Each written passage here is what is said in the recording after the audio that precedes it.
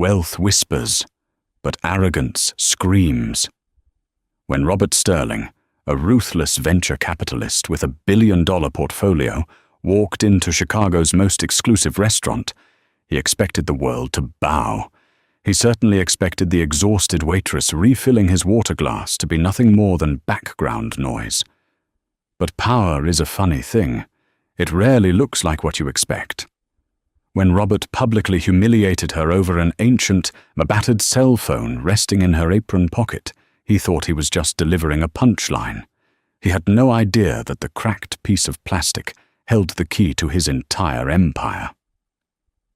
The Obsidian Room in downtown Chicago was not just a restaurant. It was a sanctuary for the untouchable. The air inside smelled of white truffles, aged oak, and the faint metallic tang of new money trying desperately to smell like old money. Men in bespoke Italian suits and women draped in quiet, logoless cashmere negotiated the fates of thousands of employees over plates of seared Wagyu beef. For Iphigenia Bennett, the Obsidian Room was just Tuesday. Iphigenia moved through the dimly lit dining room with the invisible grace required of high-end service staff. She was 28, her dark hair pulled back into a severe, utilitarian bun, her black uniform perfectly pressed but worn at the cuffs. To the patrons, she was a ghost who materialized only to refill a crystal goblet or clear a porcelain plate. They didn't know her name, and they certainly didn't care to ask. But Iphigenia preferred the anonymity. 2 years ago, she had been a very different person, living a very different life in Silicon Valley. She had been the architect of a revolutionary encryption algorithm, a prodigy whose mind moved faster than the machines she programmed. But the betrayal, the corporate backstabbing, and the sheer, crushing weight of that world had broken something inside her. She had walked away, seeking the simple, mindless rhythm of physical labor. She found solace in carrying trays, memorizing wine lists, and disappearing into the background. She had kept nothing from her old life, except for her founding shares in a company called Nova Dynamics, and an archaic, heavily encrypted piece of hardware that sat heavy in her right apron pocket. Table 4 needs a sommelier, and Table 9 is complaining about the draft, Liam, the floor manager, hissed as he brushed past her in the service corridor. Liam was chronically stressed, a man whose entire self-worth was tied to the Michelin stars hanging in the lobby. And brace yourself, Iphigenia. The Sterling party just arrived. Private Room A, do not mess this up. Iphigenia nodded, her expression neutral. She knew of Robert Sterling. Everyone in the corporate world knew Robert Sterling. He was the CEO of Sterling Capital, a predatory private equity firm known for buying out vulnerable tech startups, gutting them, and selling them for parts. He was loud, brilliant, and notoriously cruel. As Iphigenia approached Private Room A, she could already hear the booming, self-satisfied laughter echoing through the heavy oak doors. She balanced a tray of sparkling water and pushed the door open with her hip. The room was dominated by Robert Sterling. He sat at the head of the long mahogany table, like a king holding court. He was in his early 50s, with silver fox hair, a sharp jawline, and eyes that constantly calculated the worth of everything they fell upon. Surrounding him were 5 of his junior executives, young, hungry men in identical navy suits, hanging on to his every word like desperate disciples. "I'm telling you, Greg," Robert was saying, swirling a glass of Macallan, "the Nova Dynamics deal is the final piece.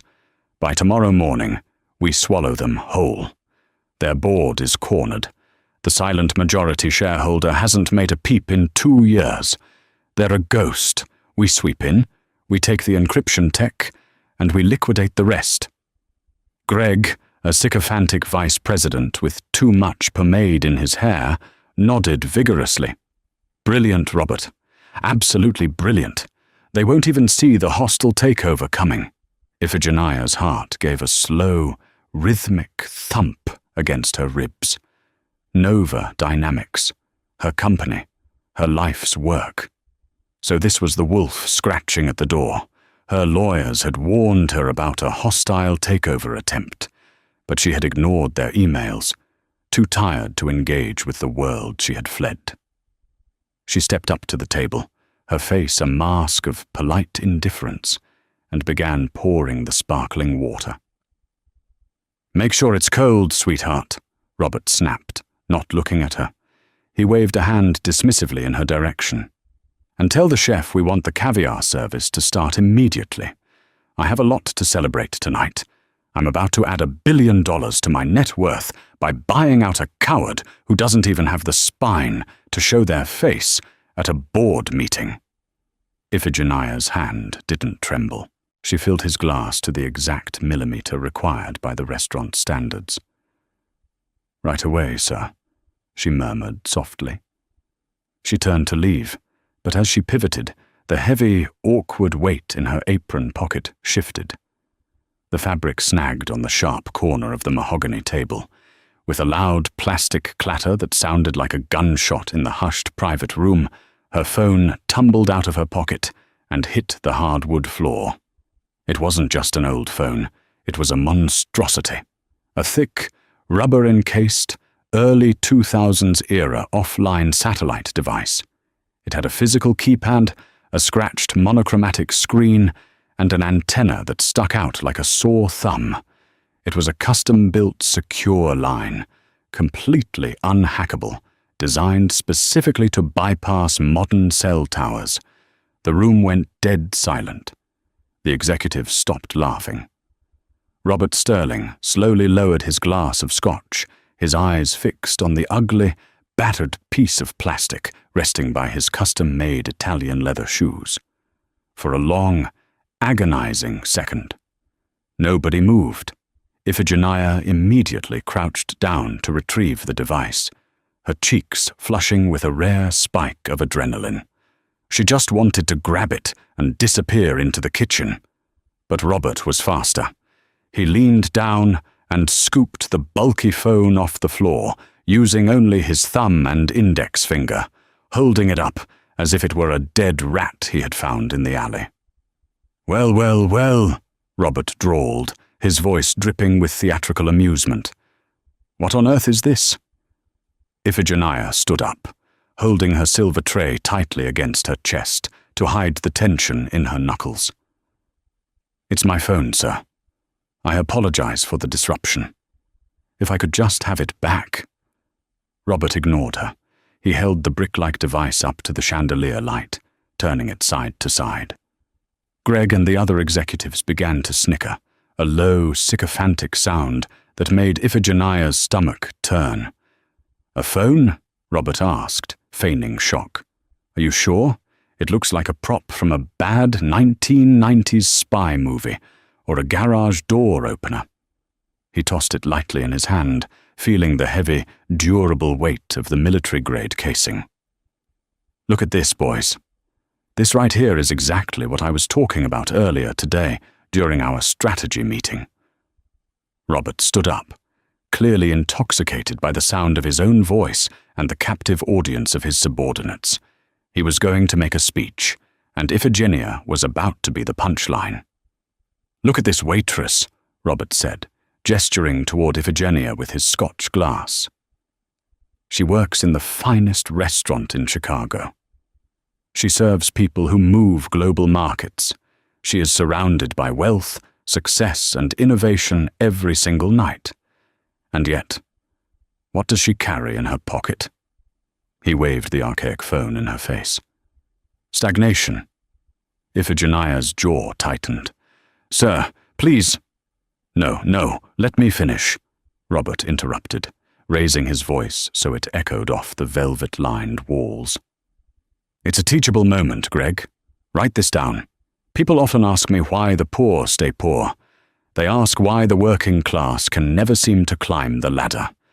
This—" he slammed the phone down onto the polished mahogany table— "is why. It's a mindset. It's an absolute refusal to adapt to the modern world." The junior executives erupted into loud, genuine laughter now, emboldened by their boss's cruelty. Greg pointed at the scratched screen. "I think my grandfather had one of those on his boat, Robert." "Does it even get a signal? Or do you have to use Morse code?" "It's a symptom of mediocrity," Robert continued, pacing slowly behind his chair. "You see, a person who carries a relic like this is telling the world they have given up. They have no ambition. They don't value efficiency, connectivity, or progress. They are content to serve water to the people who actually matter. This piece of plastic is a monument to failure." Iphigenia stared at him. The initial embarrassment had completely evaporated, replaced by a cold, crystalline calm. She looked at Robert Sterling, really looked at him. She saw the sweat on his brow, the frantic, desperate energy in his eyes that all over-leveraged men carried. He was a bully, compensating for a balance sheet that was likely bleeding out. "It serves its purpose," Iphigenia said quietly. Her voice wasn't shaking. Robert stopped pacing and looked at her, mildly surprised that she had spoken back. Then, a cruel smirk spread across his face. "Its purpose? What purpose is that, sweetheart? Calling a time machine to take you back to 2004. He picked the phone back up and examined the thick rubber casing. "Honestly, it's an eyesore. It offends me just looking at it. I'll tell you what." Robert reached into his suit jacket and pulled out a sleek, platinum money clip. He peeled off a crisp $100 bill and threw it onto the tray Iphigenia was holding. "There," Robert sneered. "Take that $100, throw this piece of garbage in the nearest dumpster, and go buy yourself a cheap smartphone. Consider it a charitable donation from Sterling Capital to the aggressively stubborn." Just then, the door swung open, and Liam, the manager, practically leaped into the room. He had clearly heard the commotion through the door and looked absolutely terrified.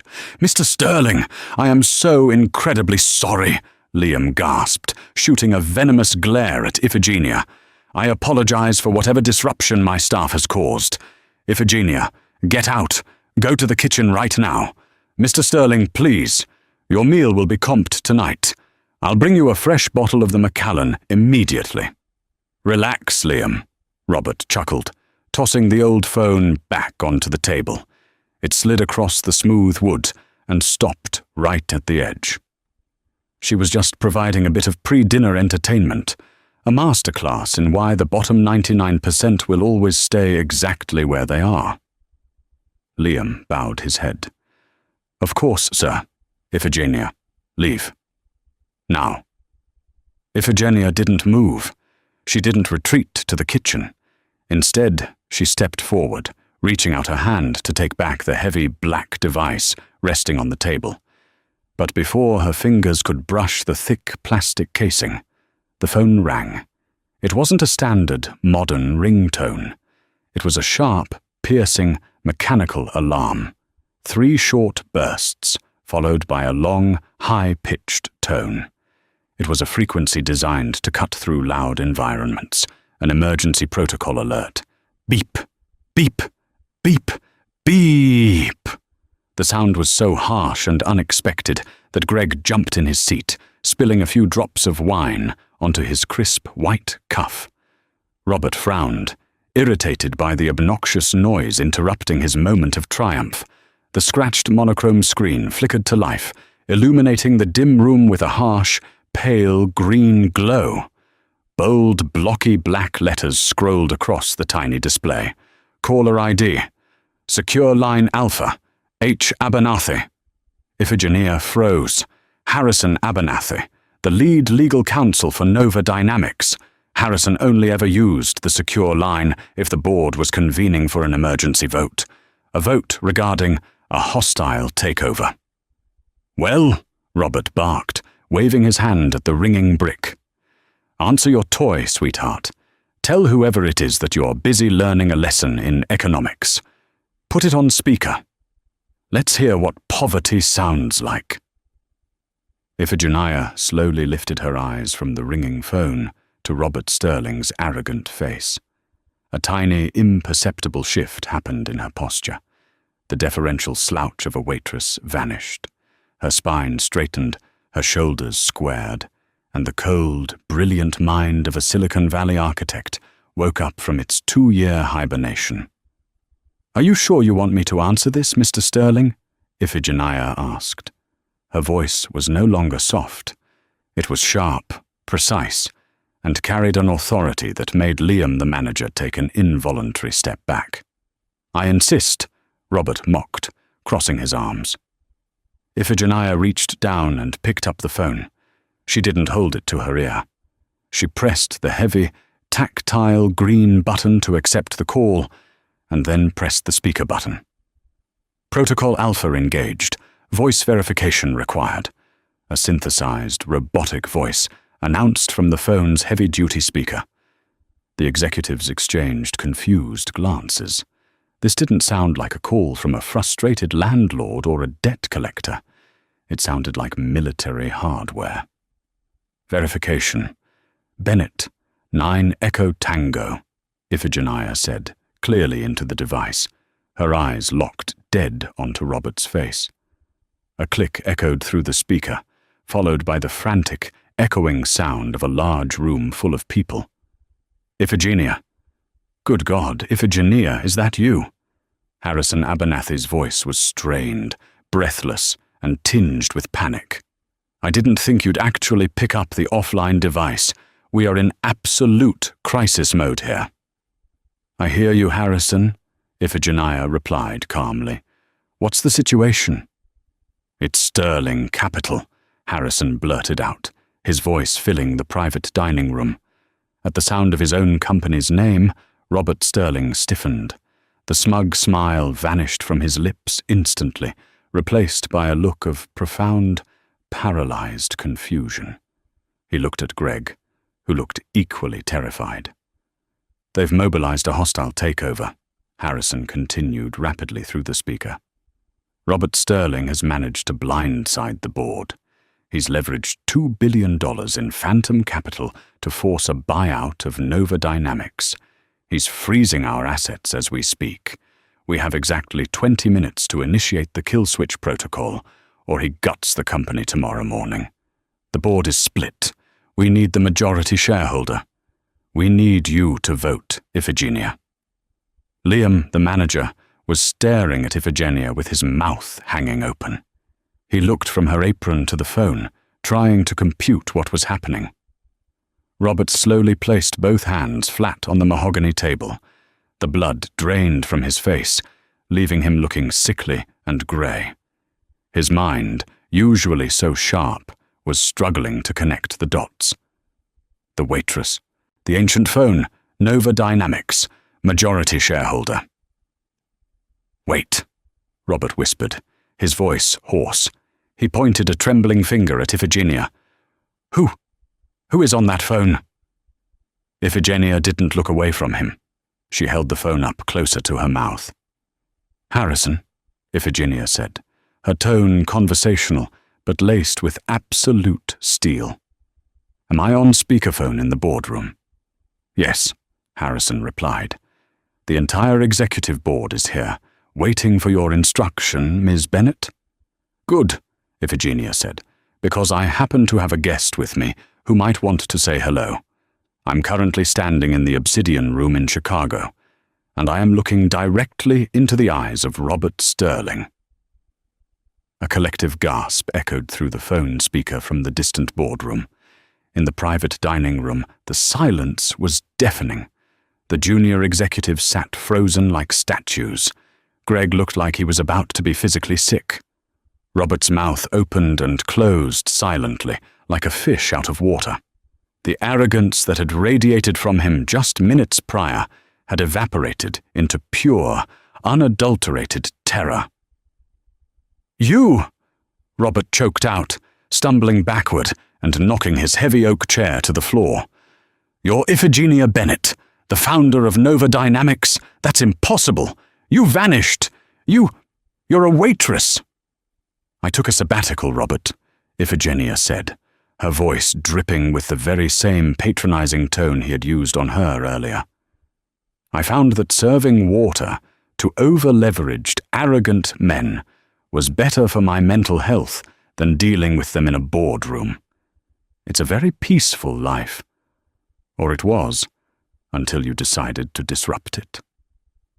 Robert's hands flew to his pockets, patting himself down frantically until he retrieved his own sleek, state-of-the-art smartphone. He dialed a number with shaking fingers, pressing the phone to his ear. "Marcus, answer the damn phone," Robert yelled into his own device, completely losing his composure. "What is happening with the Nova deal? Who is the majority shareholder?" "Sir," a tiny, terrified voice leaked from Robert's earpiece. "We just got the intel. The silent owner. It's Iphigenia Bennett, the original architect. Sir, if she initiates the kill switch, our leverage vanishes. We're exposed.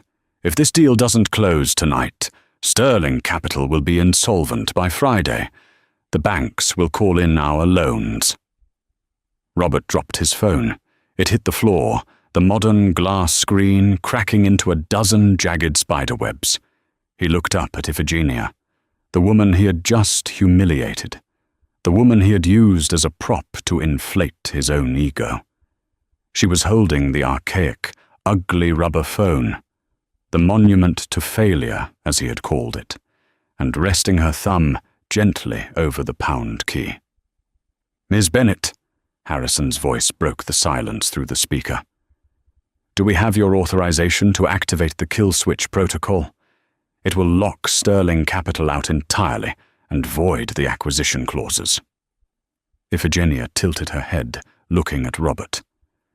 "You know, Mr. Sterling, you were right about one thing," she said quietly.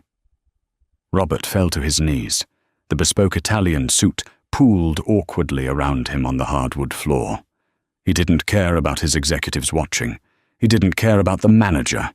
He was watching his billion-dollar empire crumble in real time. "Iphigenia. Ms. Bennett. Please," he begged, his voice cracking. "Let's talk about this. I'll double the valuation. I'll give you a seat on my board. Don't do this." "You were right," Iphigenia continued, entirely ignoring his pleas.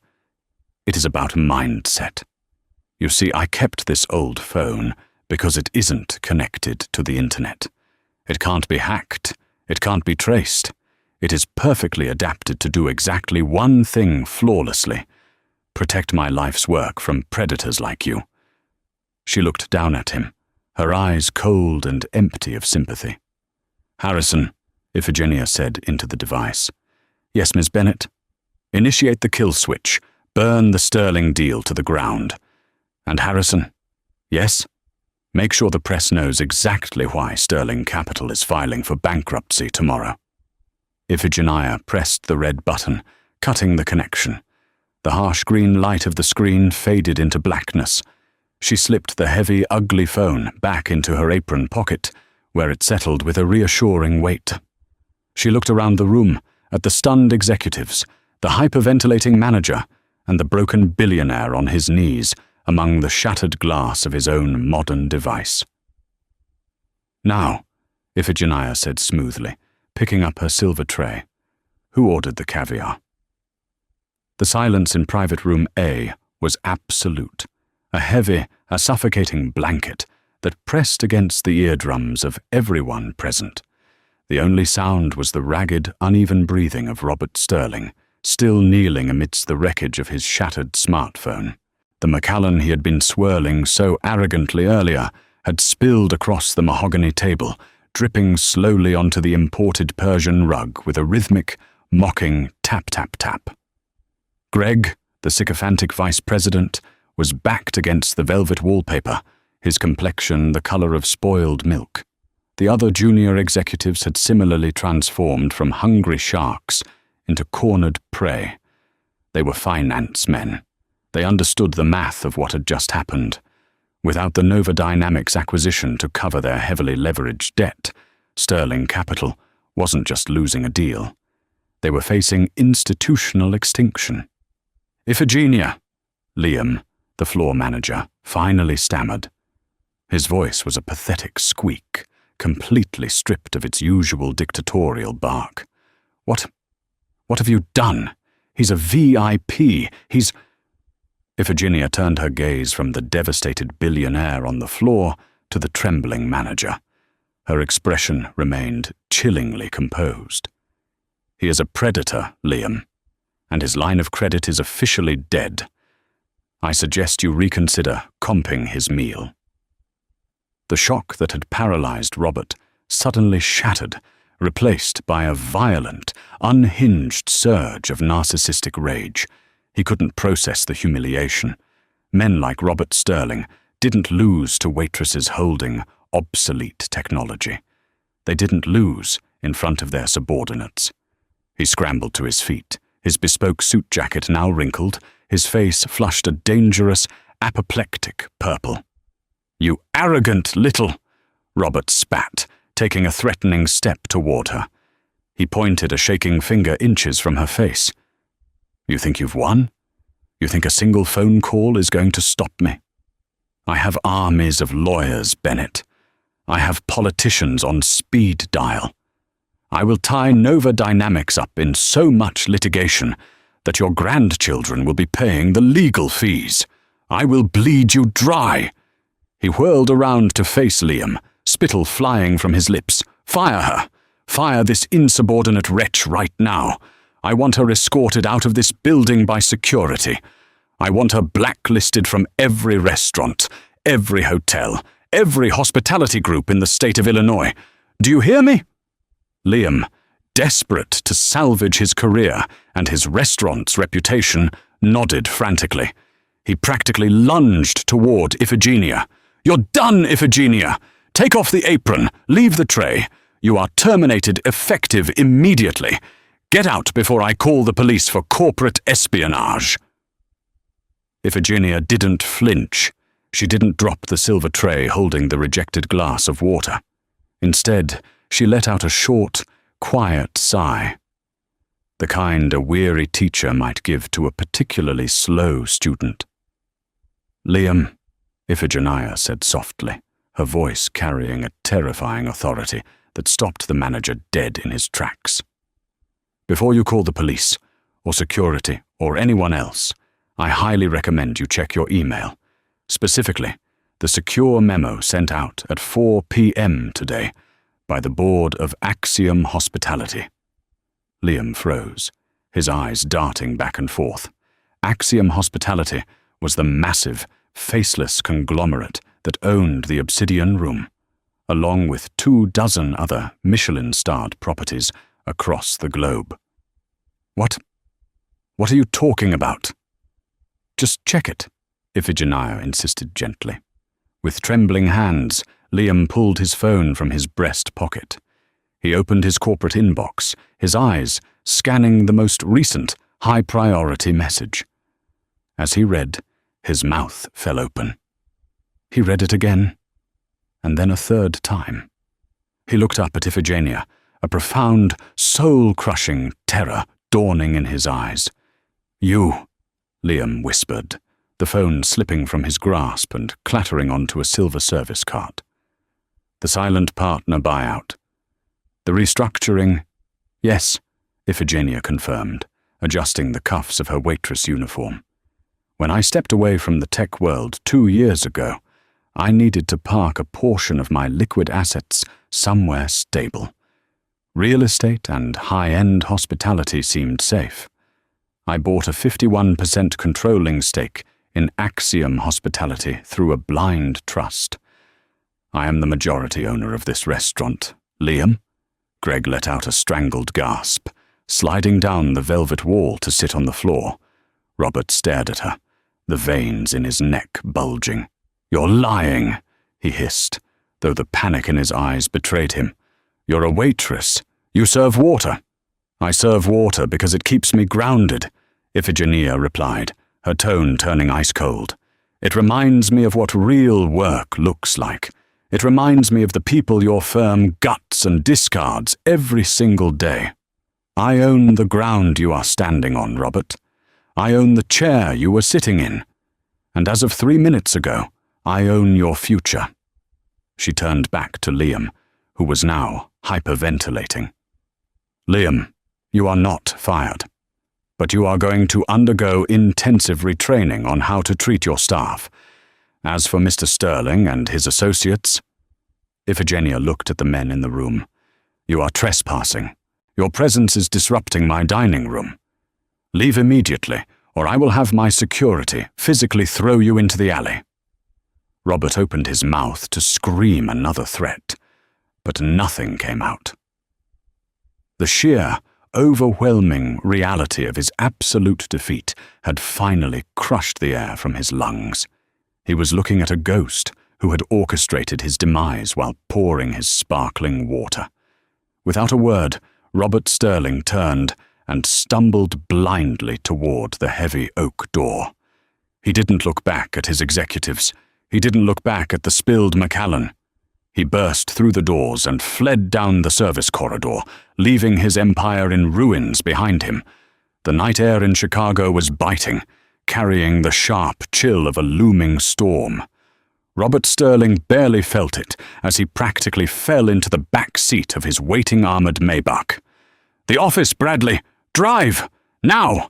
Robert screamed at his driver, slamming his fists against the leather partition.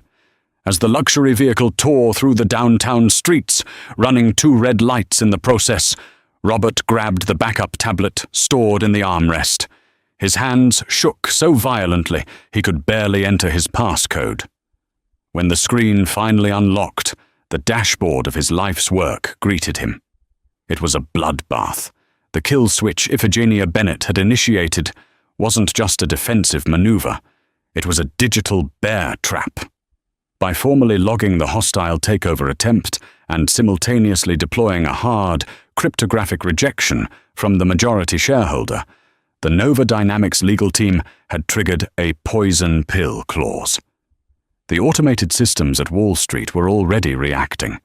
The phantom capital Robert had leveraged, money he didn't actually have, borrowed against the projected post-acquisition value of Nova Dynamics, was evaporating. Margin calls were triggering like dominoes. Bing! An email notification popped up on the tablet. It was from Arthur Pendleton, the notoriously ruthless chairman of the investment bank that held Sterling Capital's primary debt. Subject: immediate recall. Robert, we've seen the filings. The Nova deal is dead. You lied about the shareholder status. Your credit lines are frozen effective midnight. We are calling in the loans. God help you. Robert threw the tablet against the reinforced glass window. It shattered, raining shards of glass onto the floorboards. "No, no, no, no," he chanted, gripping his silver hair and pulling violently. Meanwhile, miles away, the atmosphere was vastly different. Iphigenia Bennett walked out of the service entrance of the Obsidian Room. She had left her black apron neatly folded on Liam's desk. The night air felt clean, washing away the smell of expensive cologne and fear that had permeated Private Room A. A sleek, unmarked black town car sat idling by the curb. As Iphigenia approached, the rear door swung open. Sitting inside was Harrison Abernathy. He was a man in his late 60s, wearing a perfectly tailored tweed suit, his face lined with years of corporate warfare, but his eyes were bright and alive. Iphigenia slid into the leather seat and closed the door. "Good evening, Harrison." "Miss Bennett," Harrison breathed, a massive smile breaking across his weathered face. "I haven't heard your voice in 24 months. I thought I was going to have a heart attack when you actually answered the offline device." "I told you I'd only use it for emergencies," Iphigenia said, a ghost of a smile touching her lips. "I'd say Robert Sterling, trying to steal my life's work, qualifies." "Steal it, gut it, and sell our encryption patents to overseas data brokers," Harrison corrected grimly, pulling a thick leather binder from his briefcase. He had half the board cornered. He blackmailed our CFO, threatened to expose some ugly personal debts. Sterling plays dirty. But he never anticipated that the legendary architect of Nova Dynamics was pouring water at his favorite restaurant. "Pride makes men blind, Harrison," Iphigenia said, looking out the tinted window as the city lights blurred past. He looked right at my offline comms device, a piece of hardware worth more than his car, and saw only poverty because it didn't look like a shiny new toy. It was the perfect camouflage. Harrison chuckled, adjusting his wire-rimmed glasses. Speaking of that hardware, the kill switch execution was flawless. Because your authorization came from a closed-loop, unhackable offline system, Sterling's cyber team couldn't intercept or delay the rejection filing. It hit the SEC servers instantly. "What's his current status?" Iphigenia asked, her tone shifting to strict business. The waitress was gone. The CEO had returned. Harrison opened the binder, tapping a beautifully manicured finger against a printed spreadsheet. "He is bleeding out. Fast. His firm operates on a predatory model. Buy, gut, flip. But to do that, he requires massive amounts of short-term, high-interest debt. When the Nova deal fell through publicly, his lenders panicked. As of 10 minutes ago, Arthur Pendleton froze his credit lines." "Pendleton," Iphigenia mused. "He's a shark. If he smells blood in the water, he'll tear Sterling apart before dawn." "Exactly," Harrison nodded. "But here is the twist, Iphigenia. Sterling isn't going down without a fight. We intercepted a flurry of dark web traffic emanating from his corporate headquarters. He's hired a mercenary cyber squad. He's trying a brute force attack on Nova Dynamics mainframes right now. He thinks if he can steal the encryption source code before the bank seize his assets tomorrow, he can sell it on the black market and flee the country with the capital." Iphigenia actually laughed, a sharp, bright sound that filled the dark cabin of the town car. "Let him try," she said, leaning back into the luxurious leather. "Did he forget who he's dealing with? I built that encryption. It's not sitting on a cloud server waiting to be breached. The core architecture is completely decentralized, utilizing the same offline, closed-loop protocols as my old phone. He's trying to hack a fortress that isn't even plugged into the internet." "It's a suicide mission," Harrison agreed, closing the binder. "But it shows his desperation. He is a cornered animal." Iphigenia's expression hardened, the amusement fading. "Good. Because stopping him from taking Nova Dynamics isn't enough, Harrison." Harrison raised an eyebrow. "Oh?" "No," Iphigenia said, turning to look her lawyer dead in the eye. "Sterling Capital has destroyed dozens of brilliant startups. They've laid off thousands of good, hard-working people just to inflate their quarterly margins. We aren't just defending ourselves tonight. We are going on the offensive." Iphigenia reached into her pocket and pulled out the heavy, rubber-encased brick phone. She placed it on the armrest between them. "Sterling thinks he's fighting a corporate battle." "He's not," Iphigenia said softly, the glow of the street lamps catching the cold determination in her eyes. "Call the board back into session, Harrison. I want to leverage our cash reserves. While Robert Sterling is distracted trying to hack an unhackable system, I want Nova Dynamics to execute a hostile takeover of Sterling Capital. We are going to buy his ruined firm for pennies on the dollar by morning." Harrison stared at her, utterly speechless, before a slow, fierce grin spread across his face. "Welcome back, Miss Bennett." The penthouse office of Sterling Capital was a monument to glass, steel, and ruthless ambition. Floor-to-ceiling windows offered a panoramic view of the Chicago skyline, a glittering grid of lights that Robert Sterling had always viewed as his personal chessboard. Tonight, however, The city looked cold and indifferent to his collapse. It was 2:14 a.m. The air in the office was thick with the smell of stale coffee and raw panic. "Talk to me, David," Robert bellowed, throwing a heavy crystal paperweight across the room. It shattered against a marble pillar, raining fragments onto the plush carpet. "You told me you had the best cyber mercenaries in the hemisphere. Why aren't we inside Nova Dynamics' mainframe yet?" David, Sterling Capital's chief technology officer, wiped a sheen of terrified sweat from his forehead. He was huddled over a bank of 4 glowing monitors, his fingers flying across the keyboards. "Sir, you don't understand the architecture we are dealing with here. It's completely decentralized. There is no cloud to hack. The core proprietary data, the encryption patents, are locked behind a physical air-gap protocol. It's like trying to rob a bank vault by yelling at the building from across the street." "Find a back door!" Robert screamed, grabbing the back of David's ergonomic chair and shaking it violently. "If we don't have that source code to offer as collateral by 6 a.m., Pendleton is going to liquidate everything. My houses, my cars, the company, everything is leveraged. Hack them." "There is no back door, Mr. Sterling," David whispered, his hands finally dropping from the keyboard in defeat. "Whoever built this system, they didn't just build a wall, they built a black hole.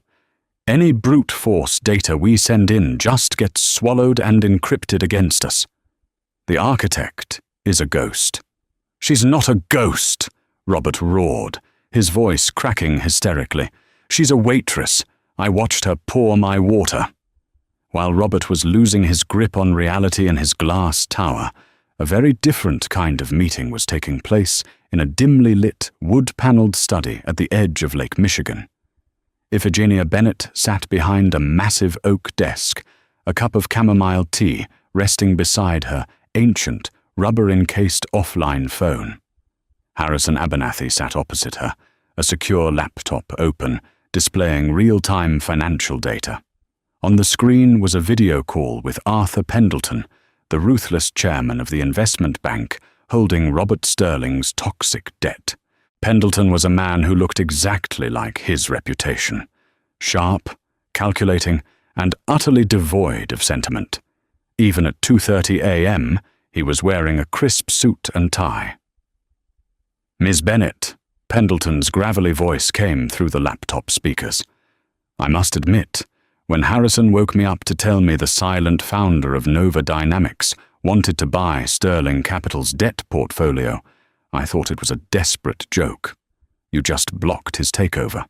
Why on earth do you want to buy his rotting carcass?" "Because, Mr. Pendleton, I don't just want to stop Robert Sterling. I want to make an example of him," Iphigenia said smoothly. She leaned forward, resting her hands on the desk. "Sterling Capital owes your bank roughly $1.4 billion, backed by phantom assets that just vanished when my kill switch went live. By tomorrow morning, when the SEC opens, that debt will be classified as toxic. You will have to write it off, and your shareholders will demand your resignation for letting him over-leverage to begin with." Pendleton's eyes narrowed on the screen. He knew she was right. "Get to the point. I am offering to buy the entirety of Sterling Capital's debt portfolio right now, before the sun comes up," Iphigenia stated, her voice devoid of any hesitation.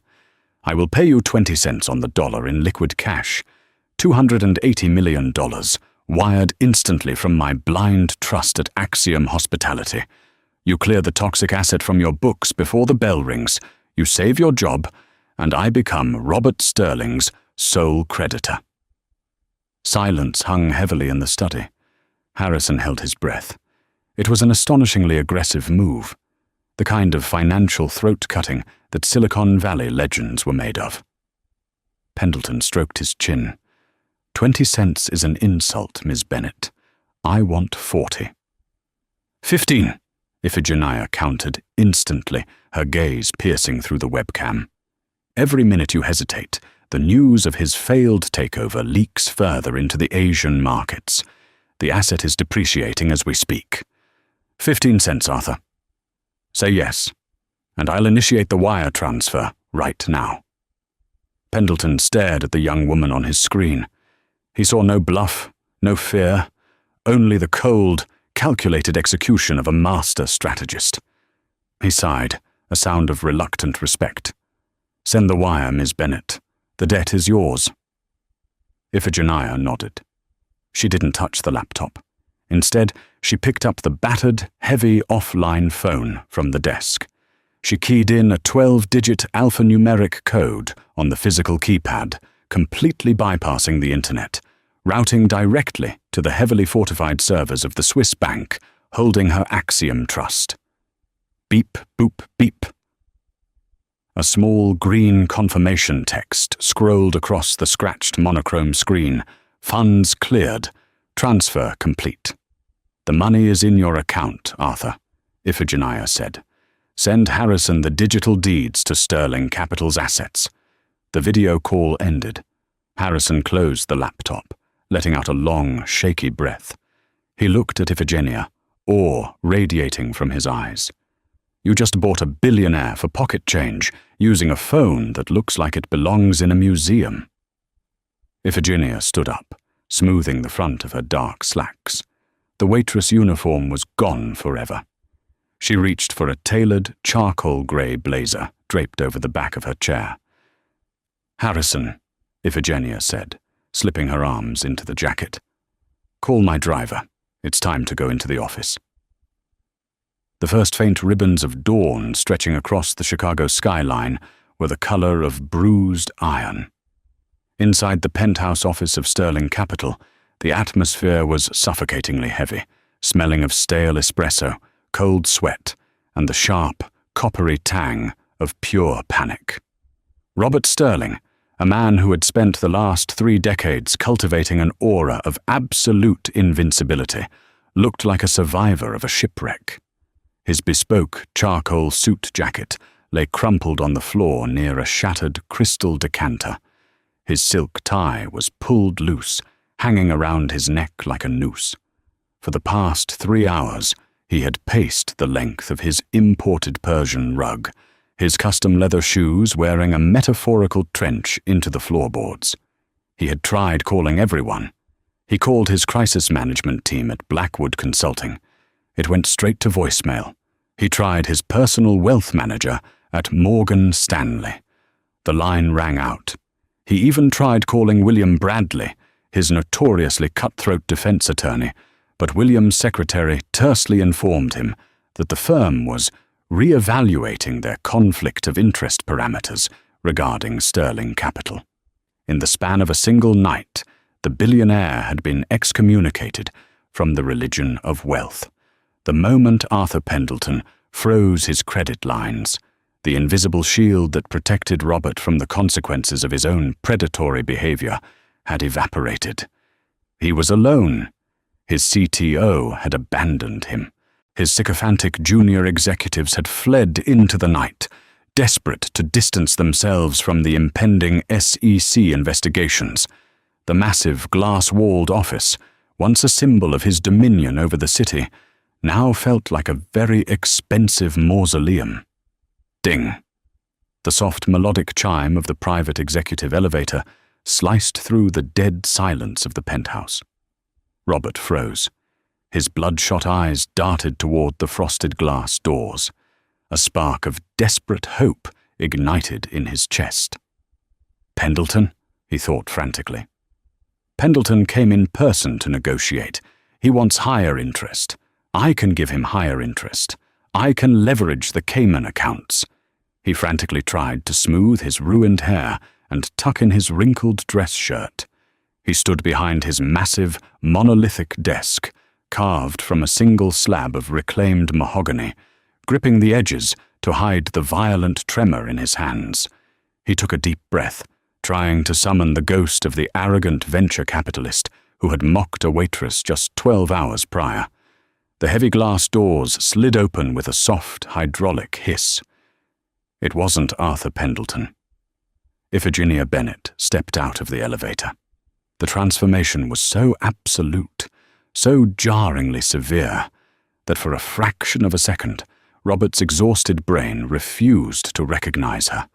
The black, stained apron and the subservient slouch were entirely gone. Her dark hair was styled in a sleek, sharp cut. She wore a perfectly tailored midnight blue executive suit that draped flawlessly over her shoulders, radiating a quiet, terrifying authority. Flanking her were two towering, broad-shouldered men dressed in tactical black suits, the earpieces coiled behind their necks, betraying them as high-tier private security contractors. "Bennet!" Robert choked out, his voice a ragged whisper. He blinked hard, thinking it was a stress-induced hallucination. How the hell did you get up here? The executive lift is biometric." "I own the building's management company, Robert," Iphigenia said smoothly. Her voice didn't echo in the large room. It cut through the air with surgical precision. "As of 4 a.m., my security firm relieved your lobby staff. You've been locked in this penthouse for 2 hours and you didn't even know it." Robert felt the last vestiges of his manufactured courage drain through the soles of his shoes. He slammed a trembling hand onto the intercom button on his desk console. "Security! I need security on the penthouse level immediately. There are trespassers." "Stop embarrassing yourself," Iphigenia interrupted softly. She walked slowly toward his desk. The rhythmic, deliberate click of her heels against the hardwood floor sounded like the ticking of a doomsday clock. She didn't stop until she was standing directly across from him. The physical distance between them was mere inches, but the power dynamic had inverted so violently it left Robert reeling. "You can't be here," Robert hissed, gripping the mahogany desk until his knuckles turned white. "You think you've won because you triggered a poison pill? You think stopping one acquisition ruins me? I have offshore reserves. I have assets in holding companies you can't even pronounce. I will drag Nova Dynamics through appellate courts until you are begging to settle." Iphigenia didn't flinch. She simply reached into the inner breast pocket of her blazer and extracted a thick, leather-bound portfolio. She dropped it onto the center of his pristine leather blotter. It landed with a heavy, final thud that seemed to shake the room. The embossed logo of Pendleton's investment bank gleamed in gold foil on the cover. Below it, a bright red stamp read, "Immediate transfer of debt portfolio. Executed." "I didn't come here to discuss Nova Dynamics, Robert," Iphigenia said, her eyes locking onto his with the cold, unblinking focus of an apex predator. "I came here to discuss your debt. Specifically, the $1.4 billion you owed to Arthur Pendleton as of midnight last night." Robert stared at the folder. He felt his throat close up. "What did you do?" he whispered, the hostility draining from his voice, replaced entirely by dread. "I bought it," Iphigenia stated, her tone conversational but utterly devoid of empathy. "While you were in this room, screaming at your CTO to hack an unhackable offline network, I wired $280 million in liquid cash to Pendleton's bank. I bought your toxic debt at 20 cents on the dollar."